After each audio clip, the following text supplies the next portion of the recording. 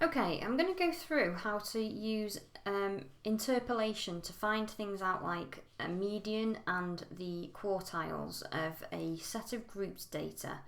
Now, I've just gone through on a previous video how to find the standard deviation, and the first thing I needed to do for standard deviation was to work out the true intervals for this set of data. Now, that wasn't really necessary for standard deviation because it didn't affect the midpoints, but it is essential for interpolation. We need to make sure that we've got the correct interval values so that we have the correct interval widths, because it looks like the interval width of this piece of this interval is 14 when actually it's 15, and that's really important for median and quartiles. So if we're looking for the median, we know that there are, well, I've added up that there are 71 pieces of data for this question.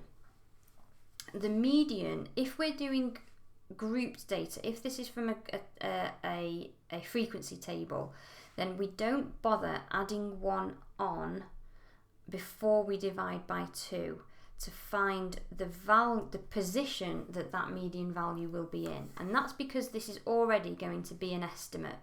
So there's no real value in adding one on to find the kind of true median, because it's an estimate anyway. So 71 divided by 2 tells me that the median will be the 35th value. So we need to find where that value is located. In order to do that, we can do a little cumulative frequency running total for the frequencies to find which interval that 35th value will be in. The first 4 values are in this interval, the next 4 are in here, so that's 8 so far. The next 2 are in here, that takes us to 10. Remember, we're trying to get to 35.5. That would get me to 17, and this will get me to 37. So the median lies somewhere in the 184.5 to 199.5 category. Now, where specifically does it lie? It will lie if we're at 17 here and we're trying to get to 35.5. If I subtract 17 from there, that tells me it will be the 18.5th value. So I did 37. No, I didn't. I did 35.5 minus 17 to tell me that it would be the 18.5th value in this interval out of 20. So it's going to be close to 199.5, but we need to be more specific than that. We need to say exactly how far through this interval we think it is. So we think it is 18.5 twentieths of the way through the interval, and that's because the total frequency is 20. If it had been, say we were looking for the 10th value, it would be 10 out of 20, so it would be halfway along. So that's what this does. It works out the fraction of the way along through the interval we need to be. So that fraction of the way through the interval will be found by timesing it by the width of the interval. The width of this interval is from 184.5 to 199.5. So that's times by 15. That's the width of this interval.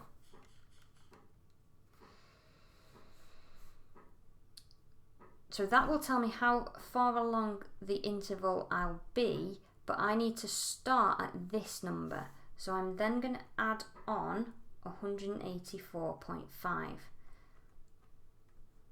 That will tell me the approximate value of the median. So that's coming out at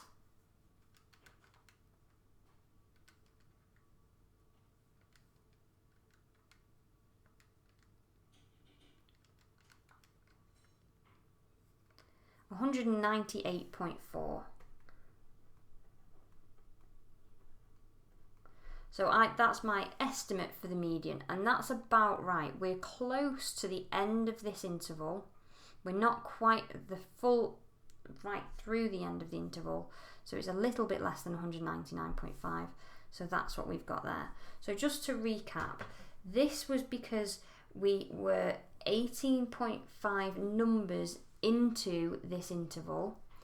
The interval width, sorry, the total number of numbers in that interval was 20. The interval width was 15, and this is the first value of that interval. We can do the exact same thing to find the lower quartile, so that's the median, and the upper quartile. The only thing we have to do differently is go a quarter of the way along for the lower quartile and 3/4 of the way along. So sometimes we call that Q1, sometimes we call the median Q2. So instead of being 71 over 2, it will be 71 over 4. It will be the 71 over 4th value, which is the number we'll be looking for this time. So 71 over 4 is 17.75. So we're looking for the 17.75th number. Now, coincidentally, that's going to be in the same interval, but it's going to be right near the beginning of this interval, because the 17th value was 184.5. That's how we read that. We want the 17.75th value. So we are 0.75 out of 20 through that interval. So it's a very similar sum to what we did here, but now instead of doing 18.5, we're going to do 0.75, and that's because 17.75 minus 17 is 0.75.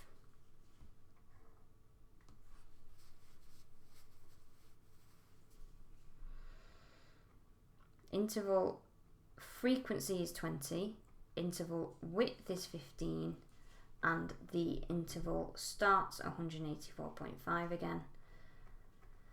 So the sum is very similar to the previous one.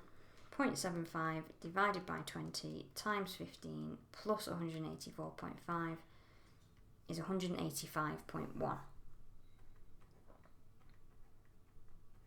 So that is my estimate for the lower quartile for Q1. For Q3, the upper quartile,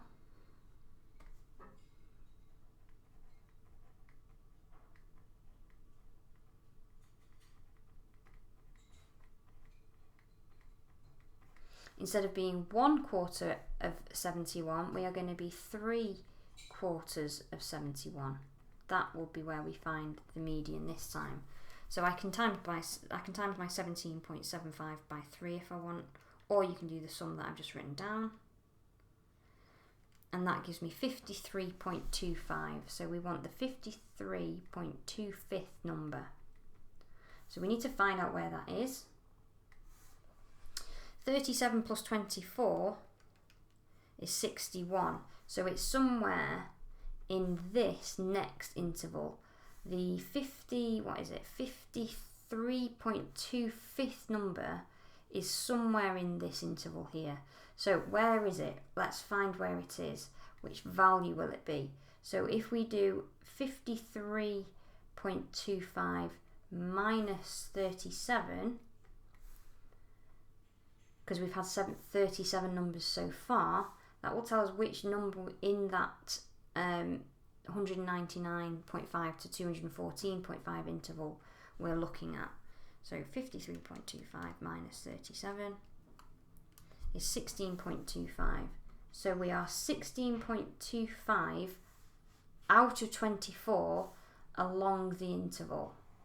So that's the first part of the sum we're going to do. 16.25 out of 24, because there's 24 numbers in that interval so far. The interval width is the same as it was, the interval width of all of these are the same. So this is 15 again. So we're going to times by 15.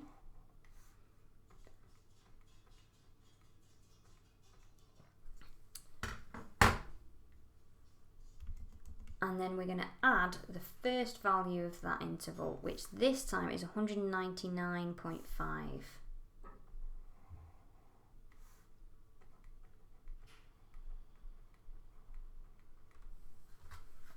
So 16.5 divided by 24 times 15 plus 199.5 is 209.65. So that is my upper quartile, Q3. Usually they'll ask for the interquartile range. The interquartile range is obviously going to be the upper quartile minus the lower quartile. So that's going to be 209.65 minus 185.1,